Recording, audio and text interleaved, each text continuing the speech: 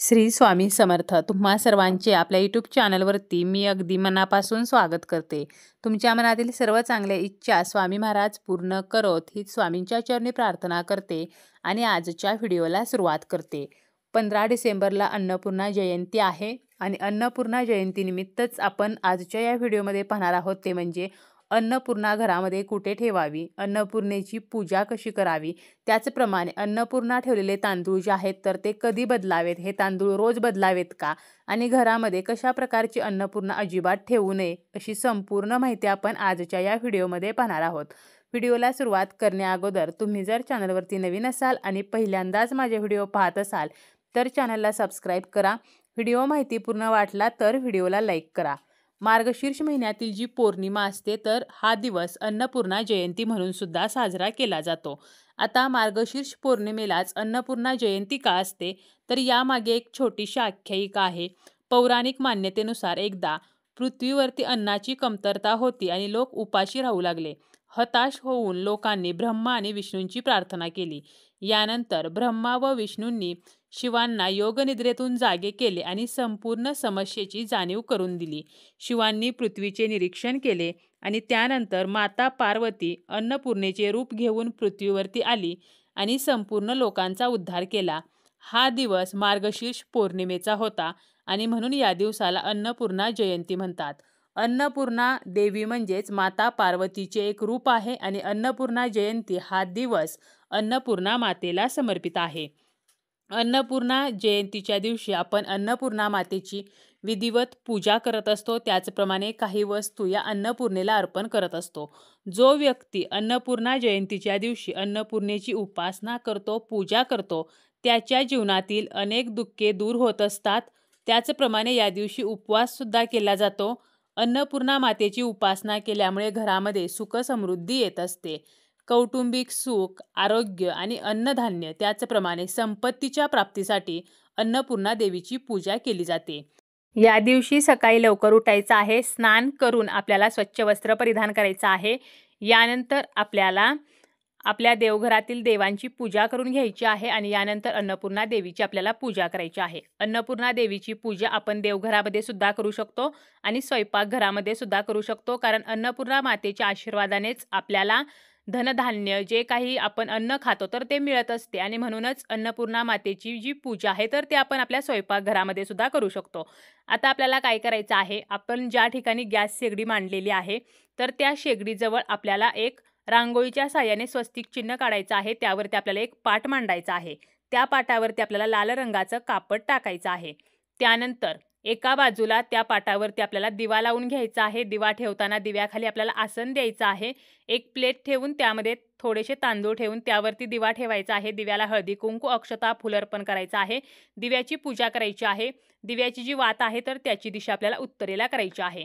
अशा प्रकारे दिव्याची पूजा करून झाल्यानंतर गणपती बाप्पांची सुद्धा आपल्याला एका बाजूला पूजा करून घ्यायची आहे. त्या पाटावरती एका कोपऱ्याला थोड्याशा अक्षता आपल्याला ठेवायच्या आहेत. त्यानंतर गणपतीची मूर्ती असेल किंवा आपल्याला सुपारी घ्यायची आहे, त्याला आपल्याला स्वच्छ पाण्याने पंचामृताने अभिषेक करून घ्यायचा आहे. पंचामृत नसेल तर फक्त स्वच्छ पाण्याने आपल्याला स्नान घालून घ्यायचं आहे. त्यानंतर गणपतीची मूर्ती कोरडी करून आपल्याला त्या तांदळावरती ठेवायची आहे. गणपती बाप्पांना आपल्याला हळदी कुंकू लावायचं आहे. त्यानंतर जास्वंदीचं फुल अर्पण करायचं आहे. दुर्वा अर्पण करायचे आहेत. तर अशा प्रकारे गणपती बाप्पांची सुद्धा विधिवत पूजा करून घ्यायची आहे. यानंतर आपल्याला एक तामण घ्यायचं आहे. तामण जे आहे तर ते थोडं मोठ्या आकाराचं असावं. त्यामध्ये आपल्याला मध्यभागी ओल्या कुंकवाने स्वस्तिक चिन्ह काढायचं आहे आणि पाटावरती बरोबर मध्यभागी आपल्याला हे तामण ठेवायचं आहे.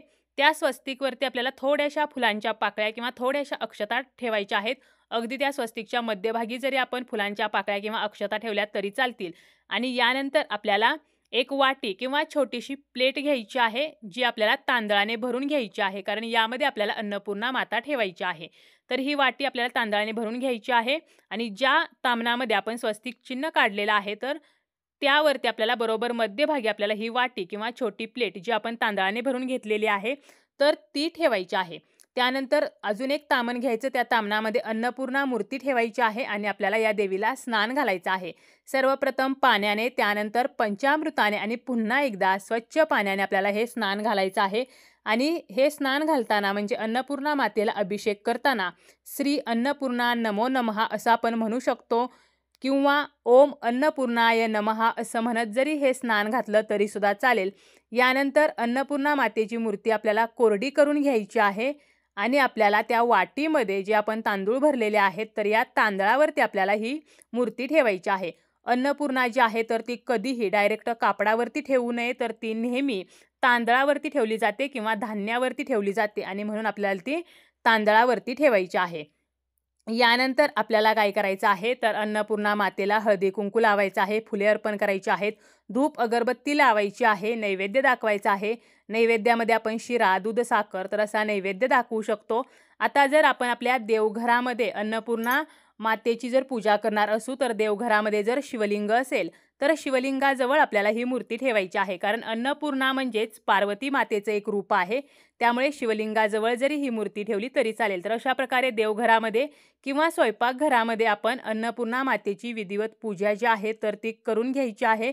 आपल्याकडे अन्नपूर्णा मातेची मूर्ती नसेल तर या दिवशी आपण अन्नपूर्णा मातेची नवीन मूर्ती आणून तिची सुद्धा आपल्या घरामध्ये स्थापना जी आहे तर ती करू शकतो. तर अशा प्रकारे अन्नपूर्णा मातेची आपल्याला पूजा करायची आहे. आता बऱ्याच वेळेला हा प्रश्न पडतो की आपल्याकडे अन्नपूर्णा आहे, परंतु आपण अन्नपूर्णा ज्या तांदळामध्ये ठेवलेले आहे तर ते तांदूळ दररोज बदलायचे का? तर हे तांदूळ आठवड्यातून एकदा आपल्याला बदलायचे आहेत. आता या दिवशी मात्र आपण अन्नपूर्णेची विधिवत पूजा करणार आहोत, त्यामुळे या दिवशी आपल्याला नवीनच तांदूळ जे आहेत तर ते घ्यायचे आहेत. अगोदर आपल्याकडे ज्या तांदळामध्ये आपण अन्नपूर्णा ठेवलेली आहे तर ते तांदूळ आपण घरामध्ये वापरू शकतो किंवा पक्ष्यांना खायला घालू शकतो. तर अशा प्रकारे पूजा करून झाल्यानंतर अन्नपूर्णा मातेला आपल्याला एक वस्तू जी आहे तर ती मात्र अर्पण करायची आहे. आपल्याला काय करायचं आहे तर धने घ्यायचे आहेत. तुम्ही धने घेऊ शकता किंवा तांदूळ घेतले तरी सुद्धा चालतील आणि अन्नपूर्णा मातेच्या खांद्यापर्यंत ते तांदूळ किंवा धने येतील तोपर्यंत आपल्याला ते अन्नपूर्णा मातेला अर्पण करायचे आहेत. आता खांद्यापर्यंत येतील तेव्हा काही तांदूळ किंवा काही धने जे आहेत तर ते वाटीच्या बाहेर पडणार आहेत आणि म्हणूनच आपण त्या अन्नपूर्णा मातेला ठेवलेल्या वाटीखाली एक मोठं तामण जे आहे तर ते मांडलेलं आहे आणि आपल्याला हे जे धने अर्पण करायचे आहेत किंवा तांदूळ अर्पण करायचे आहेत तर ते आपल्याला हाताच्या 5ही बोटांनी अर्पण करायचे आहेत. अशा प्रकारे आपण अन्नपूर्णा मातेला या दिवशी धने किंवा तांदूळ अर्पण केल्यामुळे आपल्या घरामध्ये सतत सुखसमृद्धी जी आहे तर ती नांदेल. त्याचप्रमाणे अन्नधान्याची कधीही कमी भासणार नाही. त्याचप्रमाणे आपण अन्नपूर्णा मातेचा जो मंत्र आहे तर तो सुद्धा 108 वेळेला म्हणायचा आहे. ओम अन्नपूर्णाय नमः हा मंत्र आपण म्हणू शकतो किंवा श्री अन्नपूर्णा नमो नमः हा मंत्र म्हणू शकतो किंवा आपण श्री अन्नपूर्णा माता की जय असं म्हटलं तरी चालेल. त्याचप्रमाणे अजून एक मंत्र आहे, अन्नपूर्णे सदापूर्णे शंकरे प्राणवल्लभे ज्ञानवैराग्य सिद्धती भिक्षा देहीचम पार्वती. तर हा जो मंत्र आहे तर तो म्हटला तरी सुद्धा चालेल. यामुळे अन्नपूर्णा मातेचा आशीर्वाद जो आहे तर तो आपल्याला प्राप्त होत असतो. अन्नपूर्णा ठेवताना काही चुका मात्र आपल्याला करायच्या नाहीत. जसं की अगोदर सांगितल्याप्रमाणे अन्नपूर्णा ही नेहमी धान्यामध्ये ठेवायची आहे. डायरेक्ट कापडावरती अन्नपूर्णेची मूर्ती ठेवायची नाही. त्याचप्रमाणे अन्नपूर्णेच्या हातामध्ये जी पळी आहे तर त्यामध्ये आपल्याला थोडेसे तांदूळ ठेवायचे आहेत. ही पळी जी आहे तर ती रिकामी ठेवू नये.